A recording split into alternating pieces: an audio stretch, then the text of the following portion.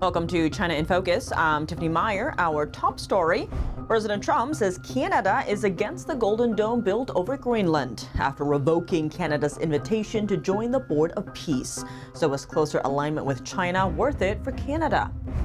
The U.S. officially leaving the World Health Organization, why this matters and what it means for the U.S. and for the future of the WHO. The TikTok deal has been sealed. It is now majority owned by American companies. Is the app, with its 200 million American users, secure?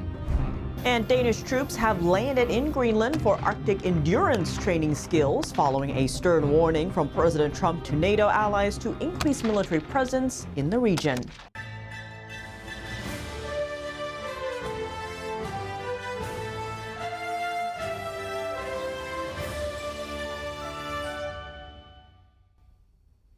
A shift in a key three-way relations on the world stage, Canada has been improving its ties with China. That's as its tensions with the U.S. escalate. Are trade deals with China enough to offset a potential fallout with the U.S.? We'll get to that later in the story. Starting off on Friday, President Trump said Canada is against the Golden Dome being built over Greenland, even though it would also protect Canada. Instead, Carney voted in favor of doing business with China. This comes a day after Trump pulling his invitation for Canada to join the Board of Peace. It's a new organization Trump established to resolve global conflicts. He says it might replace the United Nations down the road. In a Truth Social post, Trump wrote, "Dear Prime Minister Carney, please let this letter serve to represent that the Board of Peace is withdrawing its invitation to you regarding Canada joining." Last week, Carney said he planned to join the board. The rift comes after Carney sought closer ties with China by signing trade deals and taking a swipe at the U.S. Great powers have begun using economic integration as weapons. Tariffs as leverage, financial infrastructure as coercion, supply chains as vulnerabilities to be exploited. You cannot live within the lie of mutual benefit through integration when integration becomes the source of your subordination.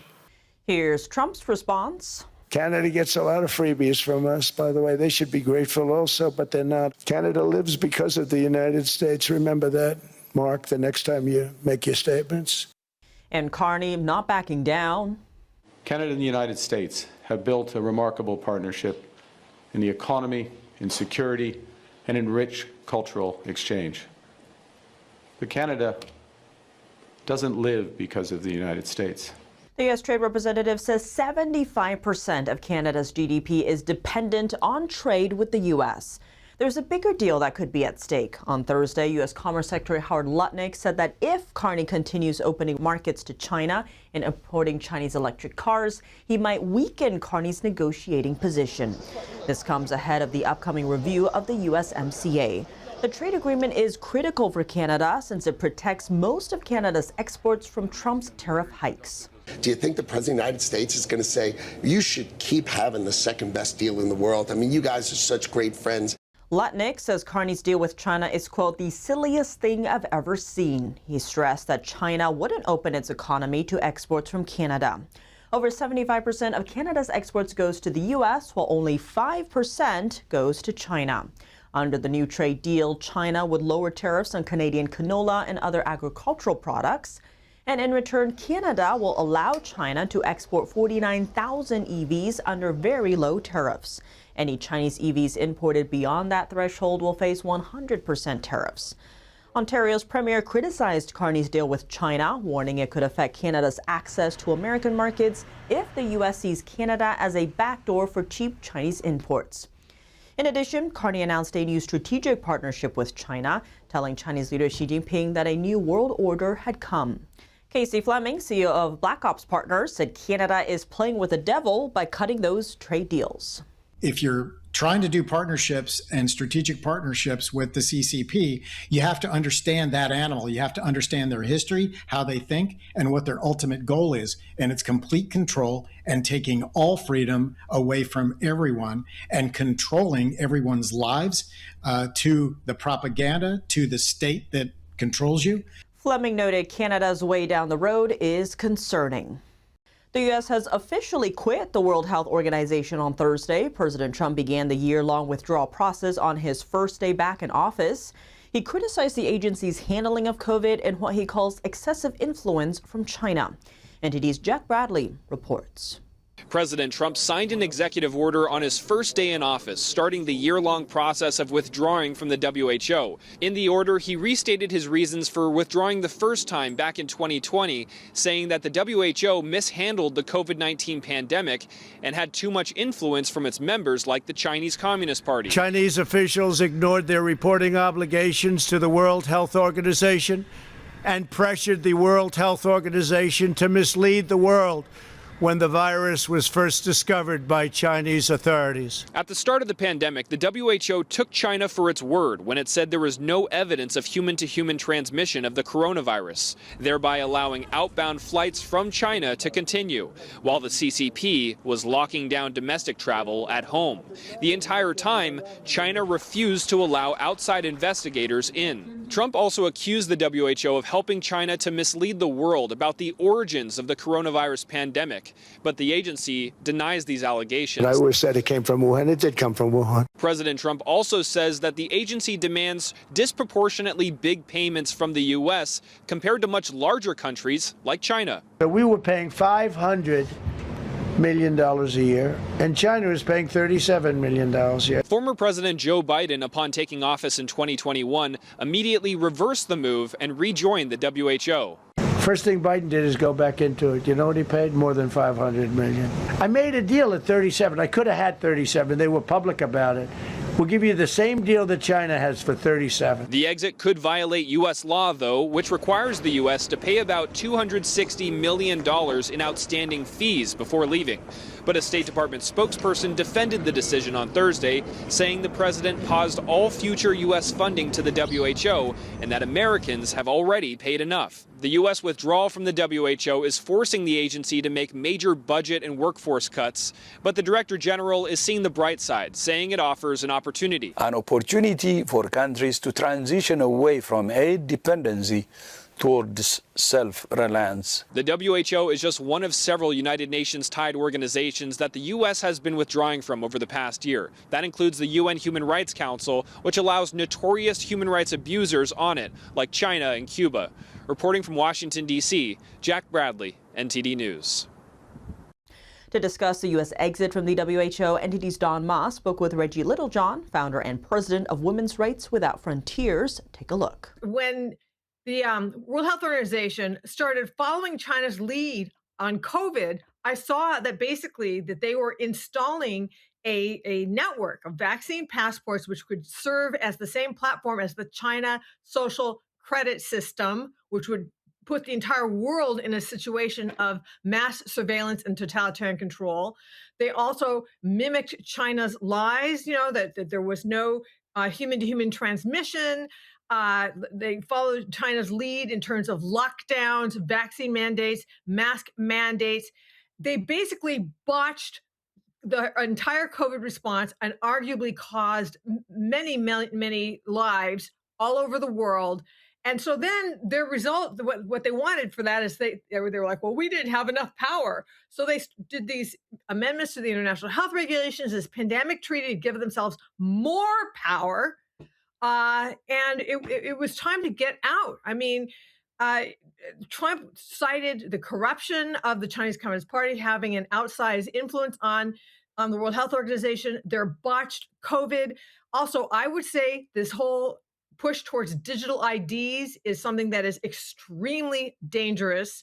And then they have this new thing called the Pathogen Access and Benefit Sharing System, where they are encouraging countries, instead of to quarantine off the deadly pathogens that they might find in their jungle or in their swamp, to send them to the World Health Organization. And then the World Health Organization will then farm them out to labs all over the world, ostensibly to make vaccines. But what this does is it greatly increases the chances of lab leaks and even bioterrorist attacks. There is no prohibition against gain of function in the pandemic treaty.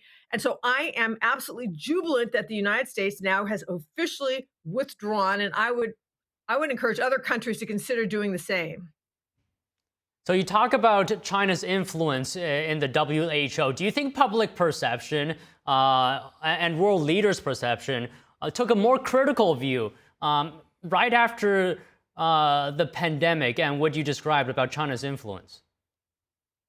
I think that it became obvious to anyone who had eyes to see that that China, for example, really restricted the way that the World Health Organization could even investigate whether this was a lab leak. China's line was, "This is not a lab leak. It was, the Wuhan wet market, pangolin or a bat." And then what the World Health Organization did is it shut, and also governments and social media shut down people who disagreed with that, calling it misinformation and disinformation. When actually now it turns out that that is likely what happened. And this is another problem with the World Health Organization that is similar to the Chinese Communist Party, is that is this regime of censorship. The pandemic treaty requires governments to prevent misinformation and disinformation. It means you don't even censor it afterwards, you prevent it from coming out to begin with. This is very CCP-like and very dangerous for the world. So, Reggie, the U.S. was the main funder of the WHO, contributing around 18% of its overall funding. What's going to happen for the organization without that money? Well, first of all, okay, so we withdrew our funding. That's a huge financial hit for them. Other organizations have stepped up. Some governments have stepped up, but they have not been able to replace the funding by the United States. And what that would mean to me is that it signals to the World Health Organization that, in fact, the world does not value its services as much as they think it should.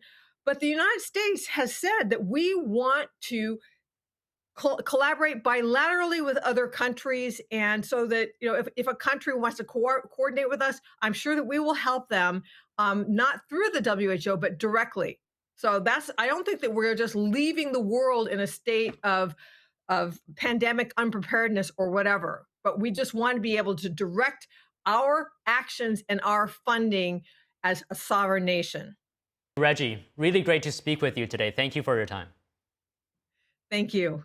The TikTok deal finally reached. TikTok's Chinese parent company ByteDance says it has finalized a deal to create a joint venture. It's majority American-owned and aims to keep U.S. user data out of Beijing's hands. The move lets TikTok avoid a potential U.S. ban on the app, which is used by more than 200 million Americans. But is this deal really secure? TikTok's Chinese parent company ByteDance says it has finalized a move to avoid a ban in the U.S. The deal will create a new majority American-owned joint venture aimed at protecting U.S. user data. It's a major step after years of scrutiny by President Donald Trump, who in 2020 unsuccessfully tried to ban the app over national security concerns. In a post on Thursday, Trump said he is, quote, "so happy to have helped in saving TikTok." He also lauded the deal, thanking Chinese President Xi Jinping for, quote, "working with us and ultimately approving the deal." The TikTok USDS joint venture will be responsible for securing U.S. data and apps and TikTok's recommendation algorithm. Under the agreement, American and global investors will own 80.1% of the venture, while ByteDance keeps the rest. Tech giant Oracle, private equity group Silver Lake, and Abu Dhabi-based MGX will serve as managing investors, each holding 15%. A White House official says both the U.S. and Chinese governments have approved the deal. The venture will retain and secure TikTok's algorithm using only U.S. data, which will be secured on Oracle's cloud system. Reuters sources said last year that ByteDance would still own TikTok's U.S. operations, but that control of data, content, and algorithms would shift to the new venture. Is TikTok now really secure? First, does ownership mean total control? Not always. TikTok's core technology and algorithms are still developed by ByteDance, a China-based company. Even though the joint venture will be responsible for securing TikTok's recommendation algorithm, the developer could still act maliciously. This risk remains unless the developer, ByteDance in this case, is trustworthy. Notably, data can be stored in the U.S., but engineers in China may still have indirect access through software updates or maintenance. On top of that, China's law requires Chinese-based companies to assist the government if requested. This policy does not change with a joint venture. NATO is strengthening its defenses. Danish troops are training near Greenland's capital after renewed global attention on the Arctic. It follows President Trump's comments about securing access to the territory to deter threats from China and Russia. Denmark says it has sent additional forces to Greenland as part of an exercise called Arctic Endurance, citing growing security concerns in the Arctic. Footage released by the Danish military shows troops in camouflage practicing live fire drills outside the city of Nuuk. On Thursday, Trump said he secured permanent U.S. access to Greenland through a deal with NATO allies. The alliance's top military chief warned allies they must step up their Arctic presence to counter China and Russia. The announcement comes as Trump backed away from tariff threats against Europe and ruled out taking Greenland by force. The move eased tensions between the U.S. and its European allies. Coming up, Ukraine's president raised concerns that Taiwan's tech could be helping Russia's missile program. Taiwan is pushing back, what the island nation's president had to say. And is China preparing for a Taiwan contingency using fishing boats? Retired Marine Colonel Grant Newsham joins us to unpack China's recent deployment of thousands of fishing boats to the East China Sea and how that could complicate a U.S. response. More on that after the break here on China in Focus. Welcome back to China in Focus. I'm Tiffany Meyer. Taiwan's president is responding to allegations from Ukraine that Taiwanese-made components could be helping Russia's military. Speaking at the World Economic Forum in Davos on Thursday, Ukrainian President Volodymyr Zelenskyy called on Taiwanese companies to stop aiding Russia's missile production. Russia gets components from companies in Europe, the United States, and Taiwan. Right now, many are investing in stability around Taiwan to avoid war. But can Taiwanese companies stop contributing electronics to Russia's war? In a Friday interview, Taiwan's president reached out to Zelenskyy to provide evidence that the island nation is aiding Russia against Ukraine. Lai Ching-te reiterated Taiwan's support for Ukraine, announcing plans to tighten controls on goods passing through other countries. Taiwan will also crack down on efforts to hide their final export destinations to prevent entry into Russia. Lai followed up in a social media post emphasizing Taiwan's commitment to humanitarian aid and sanctions against Russia. He also reiterated his wish for a peaceful end to the conflict soon. What message is China sending with its recent deployment of thousands of fishing boats to the East China Sea? How could that play into a Taiwan contingency and a U.S. response? Joining us to unpack all of this is retired Marine Colonel Grant Newsham. He's a senior fellow at the Center for Security Policy and author of When China Attacks. Grant Newsham, thank you so much for joining us. Great to have you back on the show. We're always glad to be here. Now, China has deployed thousands of fishing boats recently, forming floating barriers that stretch about 200 miles long in the East China Sea. First, how are you reading this? What could China be practicing for here? Well, they're practicing using their sort of fishing fleet as a barrier, an obstacle for anyone who might try to get in and help Taiwan. They're also sending a message to the Japanese, as they've done before, actually, in 2014, 2016, saying that anytime we want, we can flood your territory with our fishing boats. Say the Senkaku Islands, parts of the Ryukyus, the Ogawasara Islands south of Japan, and there's nothing you can do about it. And they're sending a message. But what they have done is demonstrated an even higher degree of ability to weaponize their fishing fleet, to command and control it, put it where they want it. And this does cause a lot of problems for the United States Navy.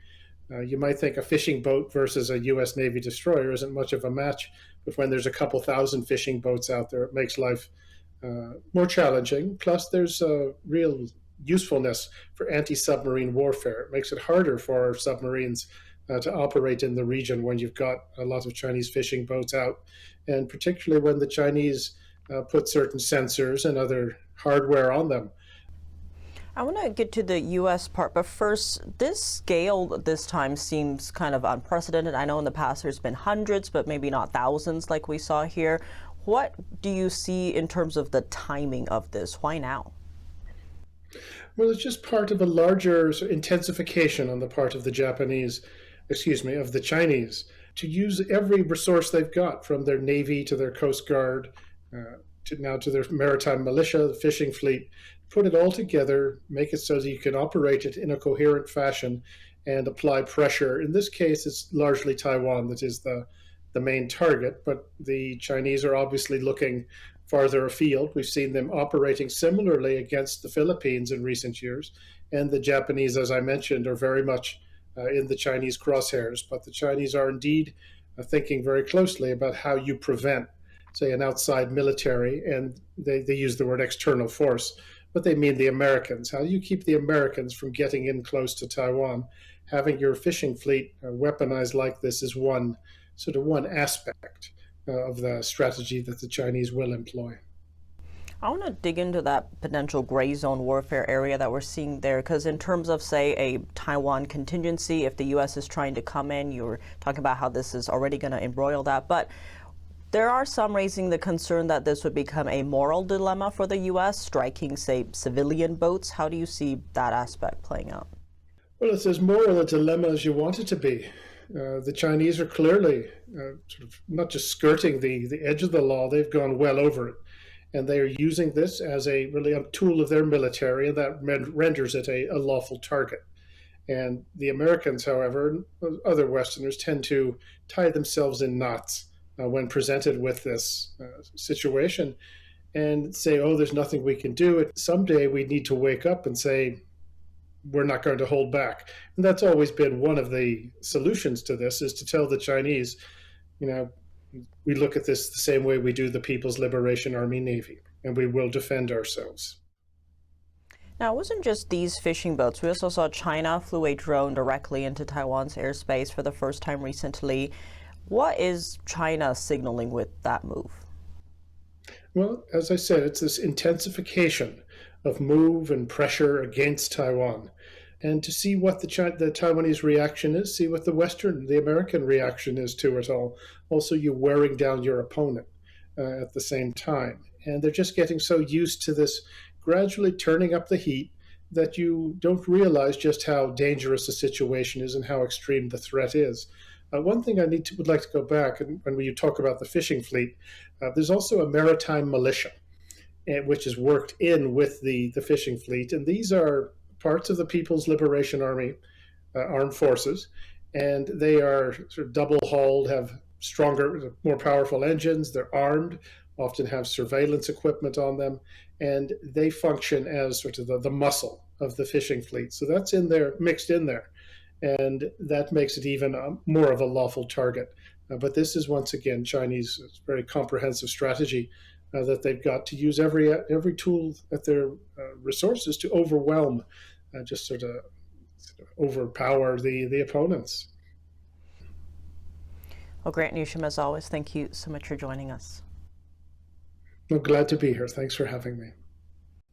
That's all for today's China in Focus. I'm Tiffany Meyer. If you have any feedback on the show or have something you'd like to see us cover, send us an email at chinainfocus@ntd.com. We'd love to hear from you. Round the clock original news coverage, visit us at ntd.com or download our NTD app. Thanks for watching. See you soon.